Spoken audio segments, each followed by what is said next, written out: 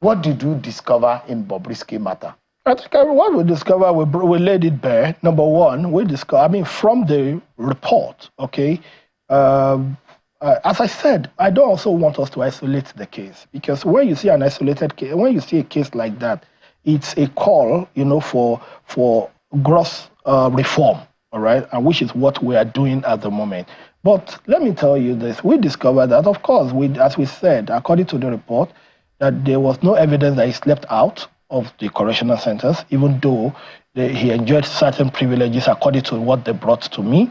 And the officers that we found culpable, you know, I think because they discovered that the transfer form, you know, from one correctional center to the other was not filled. When it was eventually filled, it was backdated, blah, blah, blah. A lot of atrocious stuff that happened. And those people are on suspension, and the board, you know, there are disciplinary procedures. You don't just take action. You have to go through the process, all right? And of course, even somebody as high as an ACG, you understand, that was found culpable, you know, who was the one that gave those instructions, verbal instructions, etc., you know, in this regard. It's been suspended. An ACG, who is one of the topmost officers in the correctional service, because we said we're not going to shield anybody, you know. And the report is with the board as I speak, and we've sent a copy to the service themselves, because disciplinary actions must start. So people are being punished on the Bobrisky matter, but the fundamental is that there is a problem. And that's why you're fixing the problem. Yes, that's it. That's what I said. So what reforms are you implementing? What we are trying to do, because like when you have an institutional problem, all right, you don't just provide a knee-jerk approach to solving it, all right. So what we're doing now is we've set up that committee to be able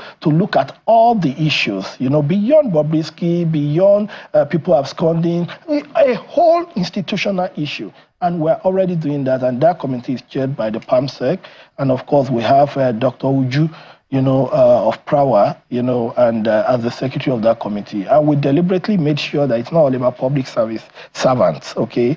On that committee, we have Director Legal, we have the PAMSEC, and Director GSD as public servants. Then we have two civil society, you know, as members and as secretary. So that at least we can... What did this teach us? Did it make us understand that there is a fundamental problem in our correctional service? The possibility that people might not spend time. Sure. And what are you doing? Sure. For those who the only lesson, hold on.